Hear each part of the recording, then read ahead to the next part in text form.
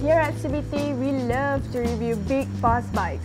But while it's true that superbikes and other high-performance bikes are the epitome of the biking world, the bread and butter of the motorcycle world are the small scooters and underbone kapchais that move this country. From students to factory workers to office workers and blue-collar workers, these two-wheeled workhorses move Malaysians and are truly the lifeblood of our nation. Scooters like this new N-Max 155cc, which I am currently riding right now, is the latest offering from Yamaha and it's priced at 8,812 ringgit. Okay, for now, let's ride back to our studio at Balai Berita Bangsa so we can take a closer look at this new people mover.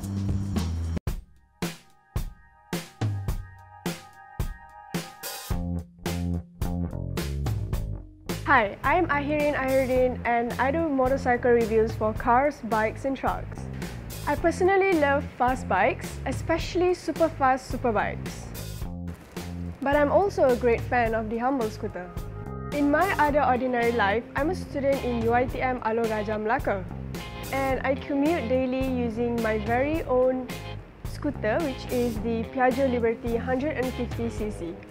So, when I was offered the chance to test ride out this Yamaha N-Max 155cc, I just jumped at that opportunity instantly. Now, let's take a look at Yamaha's new baby. As you can see, it has a very interesting, futuristic style. The design of this bike, it is curvaceous, almost bulbous front end. The design is rather stylish, but more to mature kind of way. Being Japanese, it doesn't have that sporty flair like an Italian scooter. It's not really a jeans and sneakers kind of a teenage scooter, but I can definitely picture it being ridden in metropolitan areas such as Kuala Lumpur, perhaps in Bangsa or Damansara, by someone young and stylish on their way to work. Now, let's take a look a little closer to the details. Here we have an LED headlight up front and a matching LED brake light on the rear.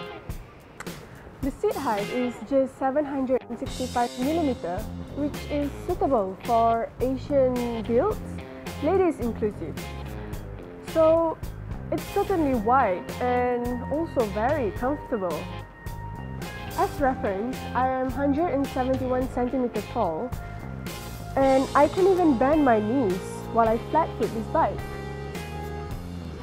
This bike weighs only 127 kg and it feels pretty light, especially for a girl. Underneath this bodywork is a 6.6 liter tank, which should give it a range of about 150 kilometers, which is probably more than enough of what this scooter is built for. Enough for you to zip around town, not built for speed. Up front, we have 110/70 13-inch rims, while on the rear, we have 130/70 13 inches as well. I must say that with small rims like this, you will be jumping over potholes. Why? Because these rims are still relatively small for pothole Kuala Lumpur roads. Now, for the rubber, it's IRC type, which is a pretty standard fare. The wheelbase is 1350mm, which is quite short, so it should give a pretty sharp handling. The turning circle is 2 meters, which is perfect for making U-turns in those tight motorcycle parking lots in KL or PJ malls. Now let's talk about the engine. Being a scooter, the engine is pretty much hidden under the bodywork, so I'll just brief you on what's underneath. The N-Max is powered by a 155cc liquid-cooled single overhead camshaft 4-valve single-cylinder engine. Power is sent to the rear wheel via a CVT gearbox with belt final drive. It's a typical scooter layout, except this Yamaha has an A-stop sleeve in the form of variable valve actuation, kind of like how V-Type in a Honda Civic works. The N-Max's engine is good for 14.8 horsepower and torque is claimed at 14.4 Nm at 6,000 RPM. That is actually a decent amount of power from just 155cc. The VVS switches intake cam lobes depending on engine speed, which is pretty sophisticated for a sub 10k scooter. Next, let's have a look at the storage, which is one of the reasons why a scooter is so practical. Underneath, we have decent storage space. There are other scooters with more storage room, of course. The N-Max solid-state storage won't swallow all types of helmets. Full-face helmets, of course, wouldn't fit in there, and we actually have trouble fitting in a standard open-face helmet. Another one interesting feature though, which any Malaysian biker will appreciate. Once you turn off the engine, you can press the switch and the ignition key lock is immediately shielded.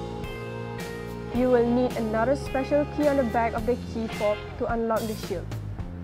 If you have ridden and parked anywhere in Kuala Lumpur, you will know that this is a very valuable feature that will deter would-be thieves from trying to force a screwdriver in the lock and trying to force the ignition on.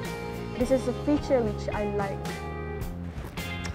Finally, before we take this bike for a last spin, there is this one feature that I dislike the most.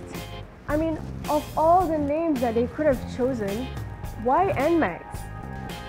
After a few days of riding this bike, when my friend asked me what bike I was riding, I still don't remember the name. I mean, N-Max, it sounds almost like the name of an alkaline battery. Call me Yamaha, I'll give you some great suggestions. See ya! Riding the N-Max is astonishing. It doesn't feel like a 155cc scooter. I mean, look at it go!